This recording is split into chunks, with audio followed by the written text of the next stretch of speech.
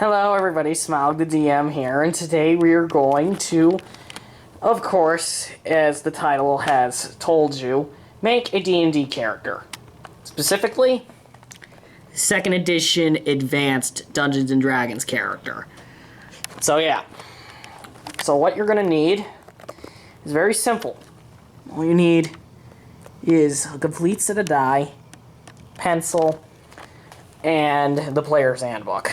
Oh, and also a character sheet, which you will be making your character on.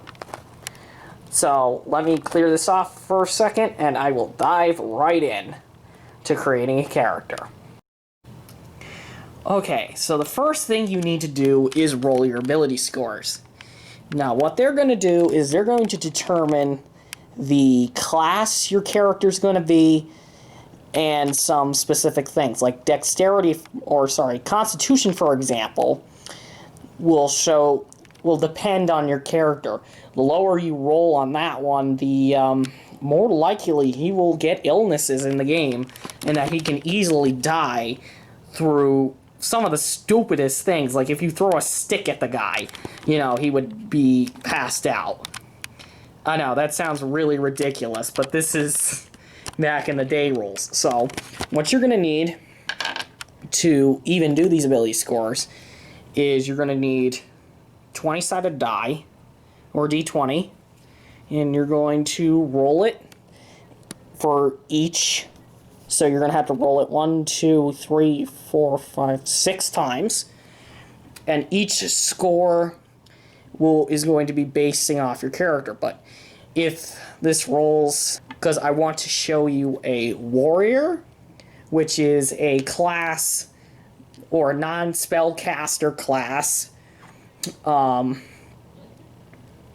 that's what I'm going to do. I'm going to show you the non-spell class first to give you the basics of the sheet, and then I'll move on to spellcasters. So here we go.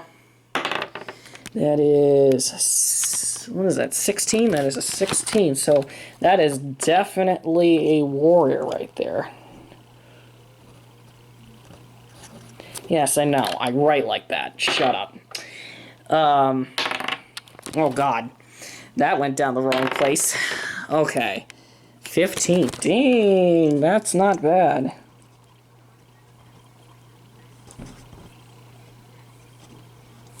So then, next one, a 2. Ooh, right in Constitution. Just like I told you guys, this character's not gonna go on 2 again. God, his intelligence sucks. All right. 16. Okay, 16 wisdom, and charisma, an 8. Okay, that's. The Constitution and Intelligence sucks. But as you can see, I have all the ability scores. So now what I'm going to do is I'm going to grab my table, or the big black binder you see here, and I'm going to write down ability scores. Now I will give you each description of what ability does what. I already did Constitution for you, but I guess I can show you the others. Don't worry about that. Aha, so strength, of course, is muscle, endurance, and stamina. This is basically a physical trait of your character. So seeing how it's 16, where's the 16 score? There's the 16 score. So what you do is, you see all this? Just write everything down across that number. So you go look at the chart, you see that 16's right there, and just write all of this across the character sheet. Really simple. Now I'm going to go through each of the ones, and then I'm going to quickly just do that. Dexterity encompasses several physical attributes, including hand-eye coordination, agility. So basically, this is like crazy athletic stuff. If you're very athletic, which the character seems to be worse 15. There's 15. That's our reaction adjustment. Constitution we already talked about. Intelligence, this is basically the main point of a wizard, which is a character's memory, reasoning, and learning ability. Yeah, this is very helpful for spellcasters. And then wisdom is a composition of a character's enlightenment, judgment, guile, willpower, common sense, and intuition. Sorry if I'm saying things wrong, but there you go. Seeing how my character has a low intelligence, he's not going to know too much, and 16 wisdom, however, will make up for that. That kind of makes up for the intelligence. And then charisma is basically how you really look. Do you look attractive, or are you ugly as hell? So my character is 8. So, okay. He's not bad. So I'm going to do the ability scores quick, write them all down there, and then we'll move on to another step. A few moments later. Okay, since these are now done, it's time to do the top here, which is basically what your character's going to be. Now, we're going to start off with race, and there are a couple races I use in the game. The only race I don't really use are gnomes. I've never really played a gnome or nor understand a gnome, so I advise players not to use a gnome, but every other class is fine by me. Maybe half orcan. Maybe half orcan is a little bit lower down, but no, players can still play half orcans as races if they really want to. But let's pick a race. So we're going to name our character. I'm going to name him Mathis. So there's the name. And he is going to be a human, which means he doesn't have no adjustments to the abilities. So then, next step, of course, would be picking class, which is warrior. Or, well, not warrior. I'm going to say, he's going to be a fighter. And, I'm going to put up, because there's going to be a chart, that I'll put up right here, right now. But this will describe, this chart will actually describe or what specific ability scores you need to roll in order to get that class. But since my strength is over 12, which I believe is the standard for fighting, for a fighter. Actually, I think it's 9, really. So 16 is a little bit of an overkill, but there you go. Got a fighter.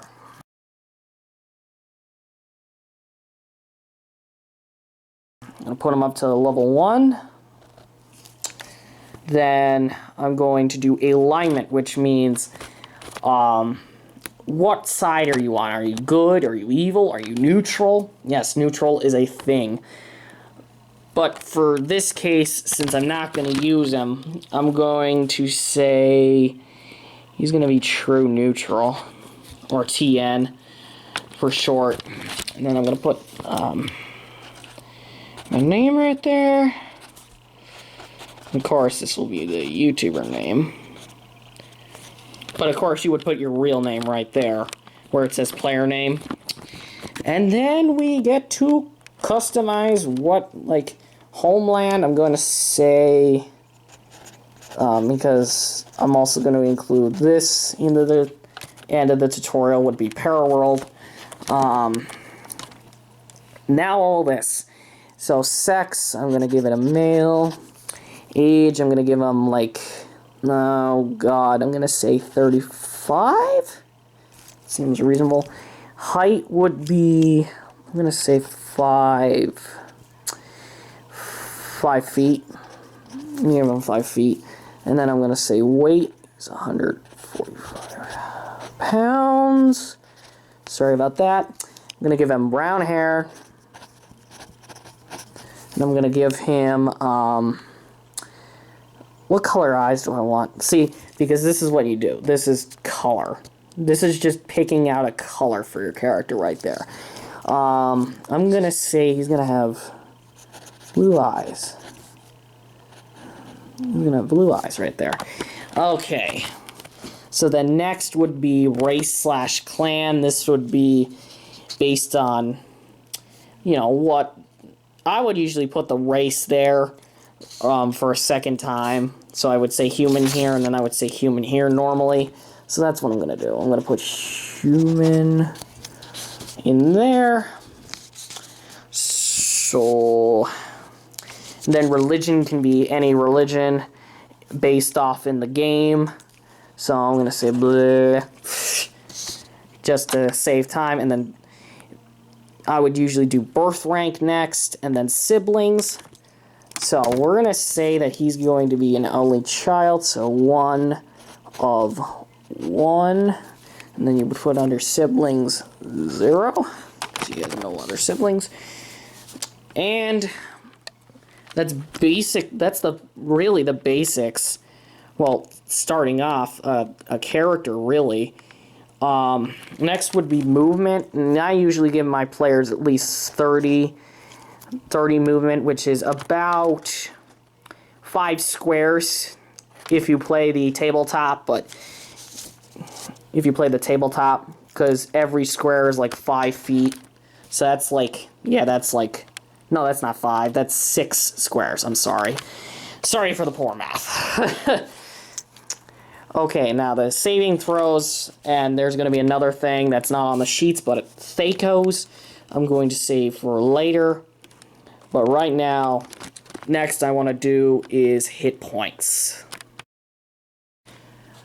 So if anybody has not guessed it right now, hit points are basically your health in the game, how much damage you can take, so you're going to get hit eventually.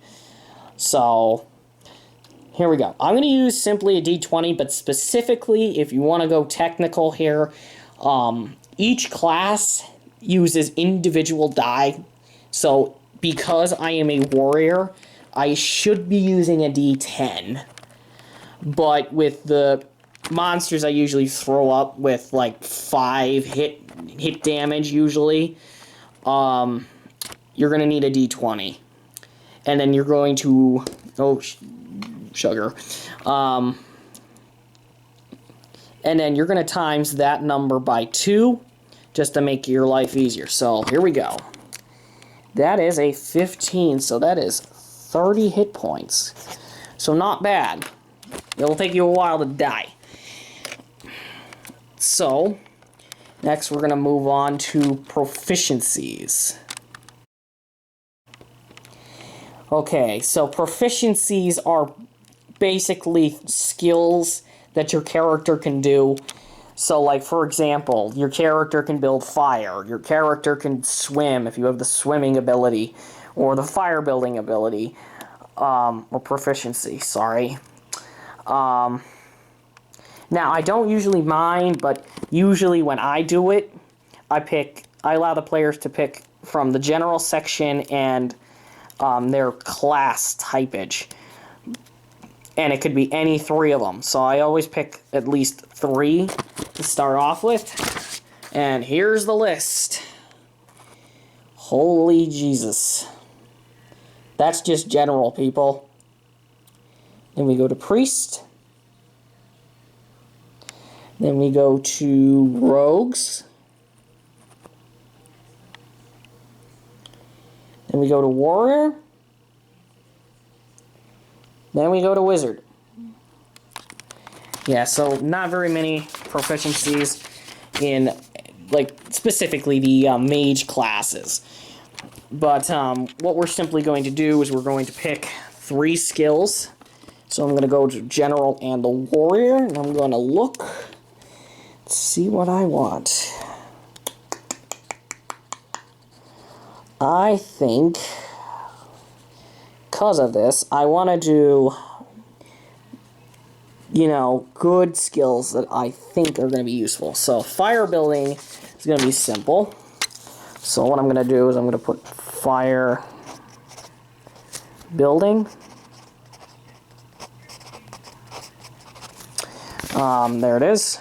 And then what we would do in between these slots is that you would put whatever, like the number of the slot and then the check modifier. Now this, usually people would say like, oh, I'm going to pick one of these, a 2, like mining right here.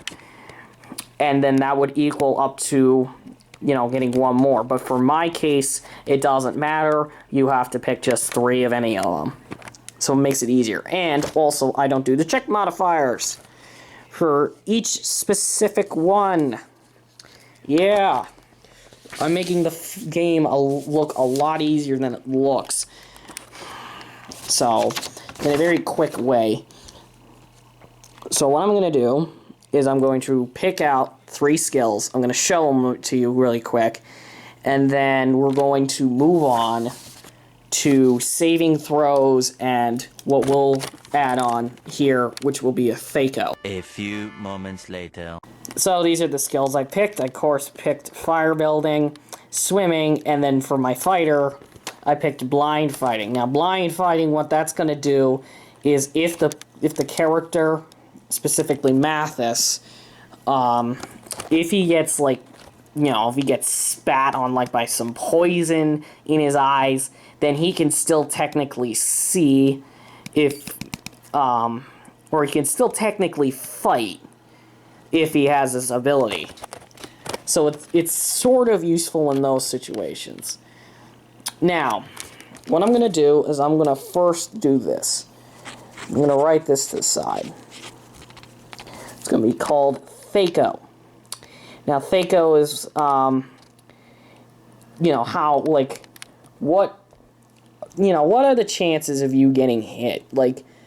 As soon as it starts dropping levels, after 20, which is the highest, and every level 1 character gets a 20, those are usually you don't have to roll this specifically, but I'm just saying that is the number of chances you can get, at least a 1. So this is this basically kind of works backwards when it comes to reactions. So this actually means as long as you hit a 1, you can dodge that attack. But then as you start dropping this, the amount it needs to take to avoid an attack would be really, really difficult. So that's basically Thaco. I mean, if you want to see it, every single one, 20. And then, especially for Warrior, it drops dramatically when they reach 20. All the way to 1. That means you need to get to... that means, literally, you have to roll a 20 in order to avoid the attack, which is absolutely insane.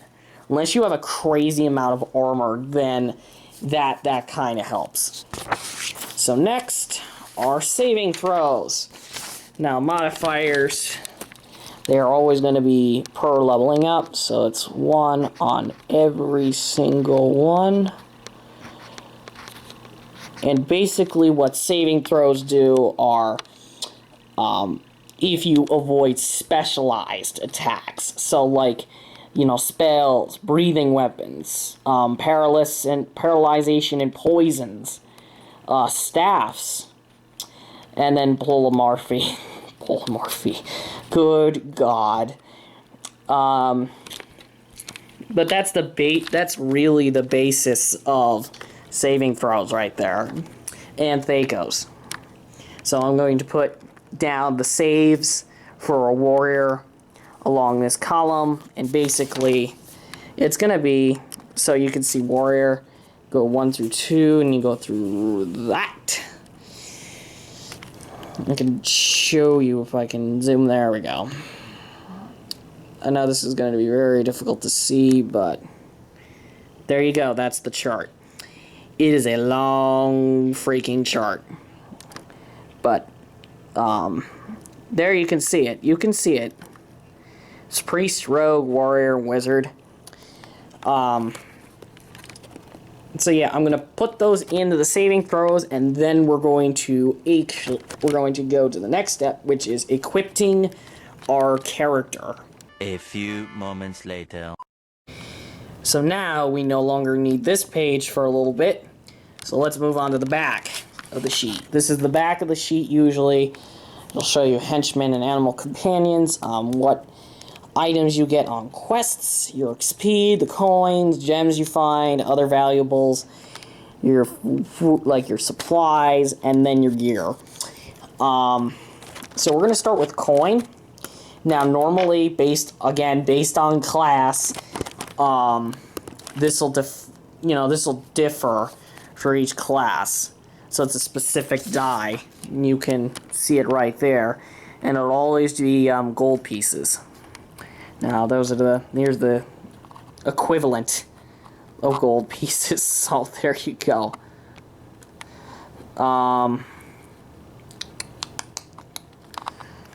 So you could see right there. This will go down the list. So as you can see, with gold pieces, it takes 100 copper to make a gold. It takes 50 silver to make a gold. It takes 2 electrium pieces to make a gold. 1 gold to make a gold, and then what is that? 1/5 of a platinum to make a gold. So there you go. And then there's the die you're supposed to use. But I'm just going to use a D20 to save us time. So what I'm going to do is I'm going to roll the D20 times that number by 10. 20, that is 40 gold. 40 gold. Now what you're going to do is first you're going to clothe your character, of course. Give them like a simple supply like a backpack. I can show you the equipment you can get. This will be all placed under gear, except for, food. Where's that food? There it is, the daily food. Then you're, of course, going to need a backpack to supply stuff. Where is it? It's not somewhere. There it is. You're going to need a backpack, so, of course, that's going to cost you 2 gold. Then you go to armor. Now, this will depend based on what the DM will say, but usually, this chart will never show you any of this. I mean, you can see table 46 in the book, just in case, but, normally in my games, I will tell you what the value of your armor piece is, so no worries.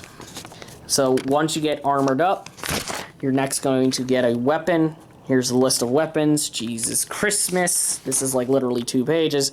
And then missiles. Lovely. So,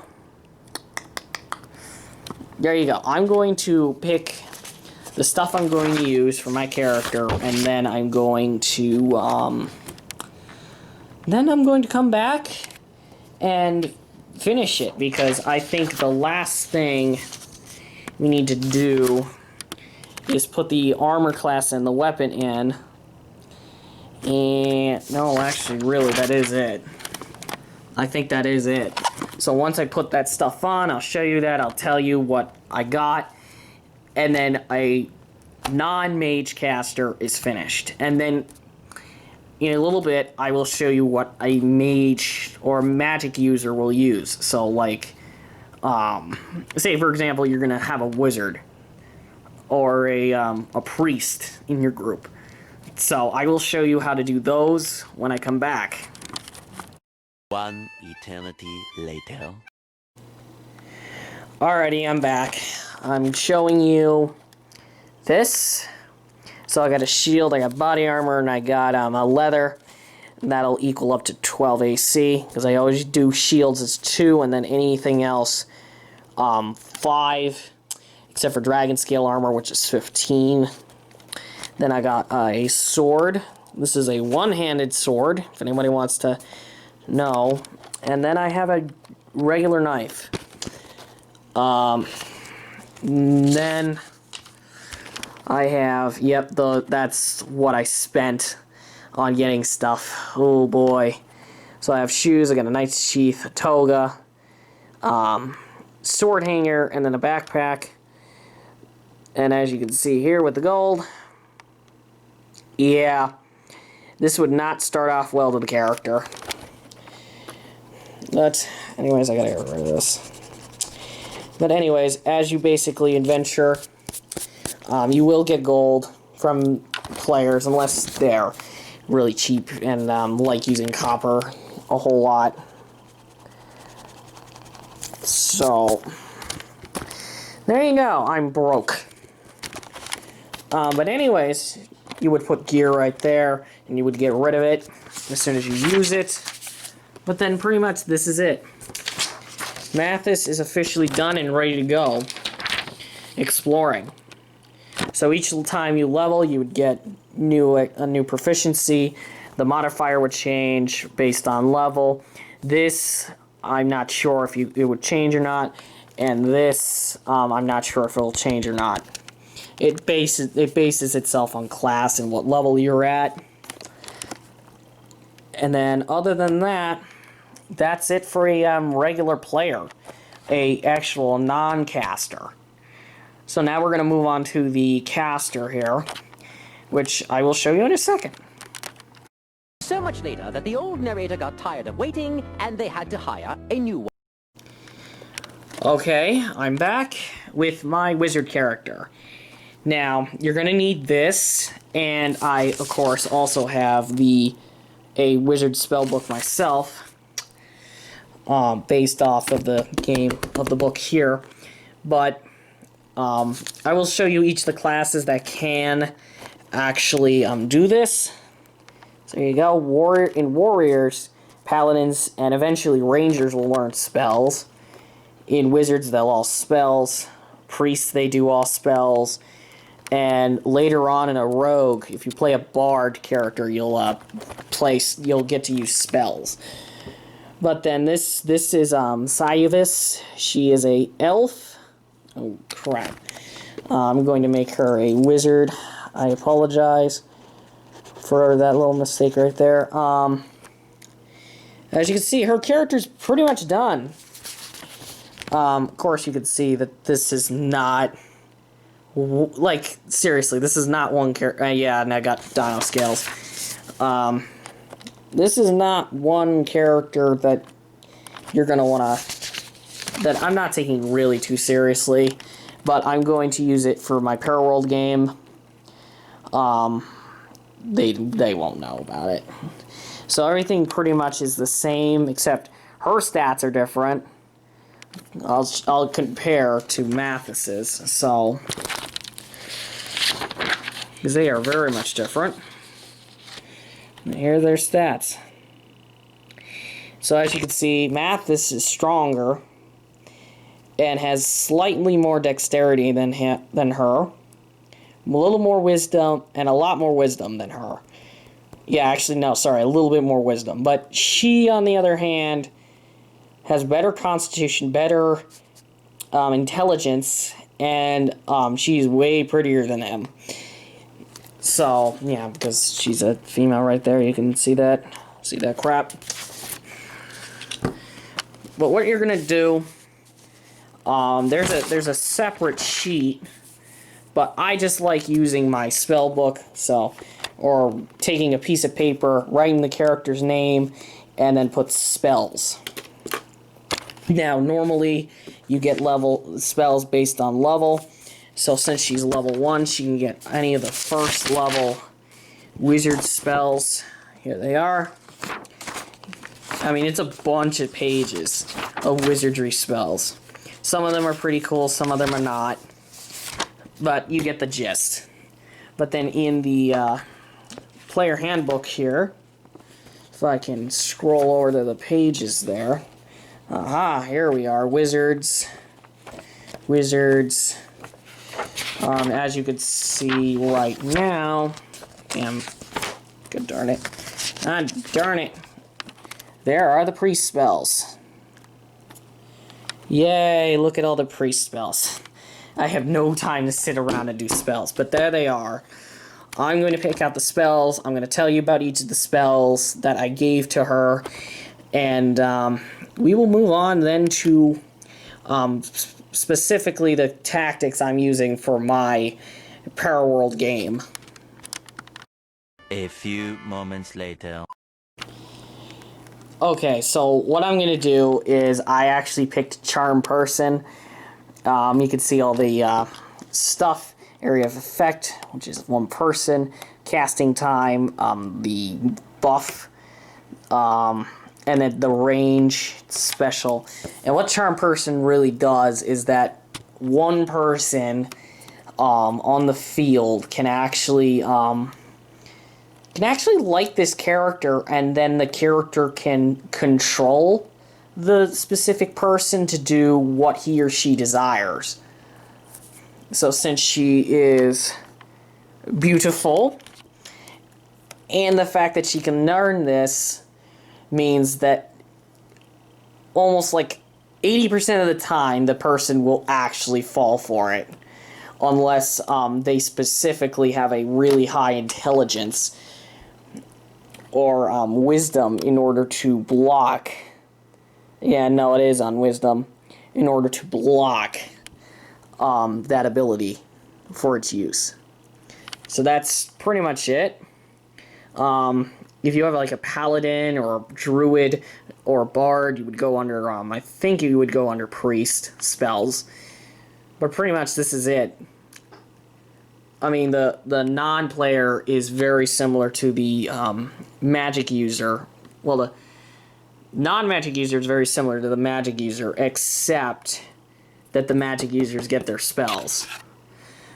So then what I'm going to do is I'm now going to show you, well, specifically my players, on how to play as a D&D character in Paraworld.